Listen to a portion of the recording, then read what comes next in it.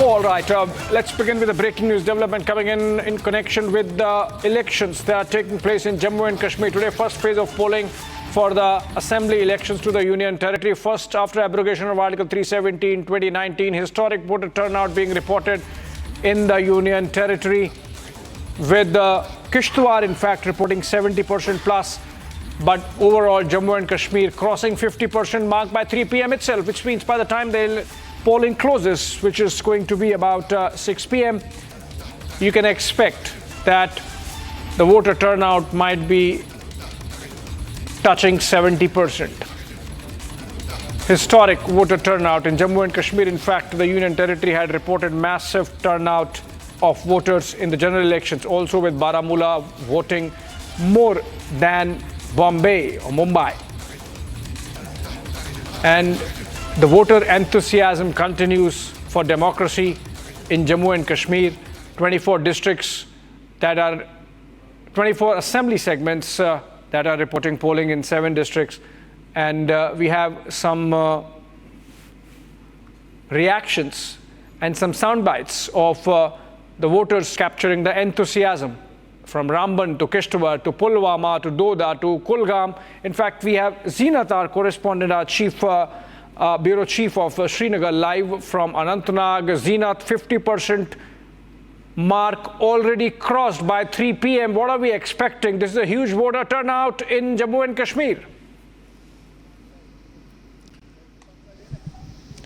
Absolutely, Abhishek. We have been seeing, though it was expected, because the people have given a hint when they came out during the Lok Sabha polls, what they are looking for, whether they will participate in the Festival of Democracy, and the same visuals were panning out today also in the South Kashmir, because in South Kashmir we have seen that whether it was Kulgam, Anantnag or Pulwama or the Shopian for that matter, we have been seeing the long queues since morning. In fact, the polling started around 7, but the people had already reached to the polling stations by 6:30, because this is the time of the harvesting in the Kashmir Valley, and the voters were well prepared to cast their vote before before going to the fields to harvest their crop. But meanwhile, it is also seen as politically that the harvesting season is on, because for the last 10 years we have not seen elections in Jammu and Kashmir, and what all these political parties have been sowing in the last 10 years, and this is the time when they have to reap their harvest. Whether this harvest will favor them, that will be declared on the day when the results will be out, because in these elections we have seen National Conference and the Congress stitching their lines when the BJP preferred going solo. Similarly, PDP also went solo because they were not accommodated by the Indian alliance, saying that they don't exist on ground. But a bigger punch or the bigger card was played when the Supreme Court granted bail to Engineer Rashid, who had been a factor in North Kashmir after he had a massive win against the former Chief Minister Omar Abdullah.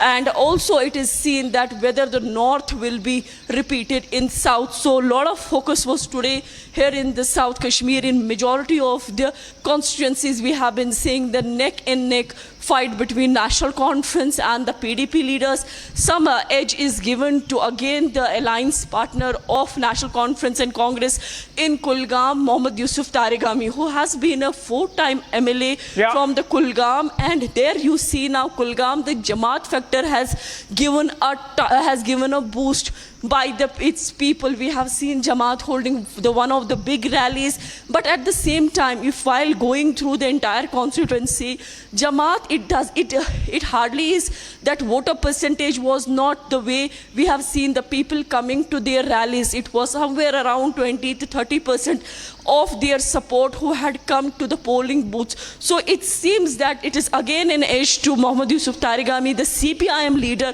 who has been ruling this Kulgam constituency for the last 4 assemblies. Zeenat, in fact, you mentioned the Jamaat factor. I'm sure it's not working just in Kulgam, but it's going to work in the entire valley this time, because earlier in the morning, we had this picture coming in of Jamaat-e-Islami's Ghulam Qadir Wani. He's chief of the central panel, who has himself gone and cast his vote. We hear, of course, many Jamaatis informally contesting this election, though of course it continues to remain a banned party. So obviously, as independents, you think that is the factor which is contributing to this high voter turnout, that finally people in the valley, including the people like the Jamaat, which had for good 4 decades boycotted elections, are now participating in the democratic exercise?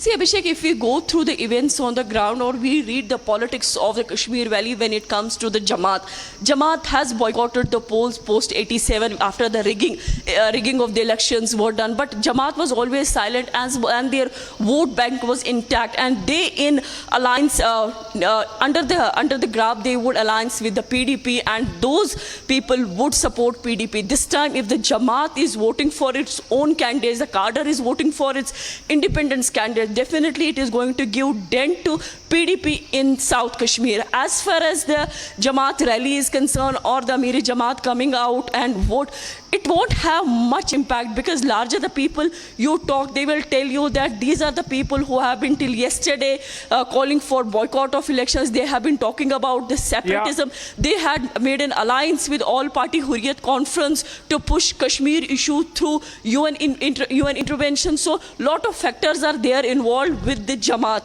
Right. And then Jamaat also, you see that the floating vote, that plays a part in the elections, wherever the elections are held, where this floating vote go. Because at the one side we see that the cadre vote, which is always intact, but will this floating vote help Jamaat-e-Islami, or it will go into the pockets of the traditional parties? That only time will tell.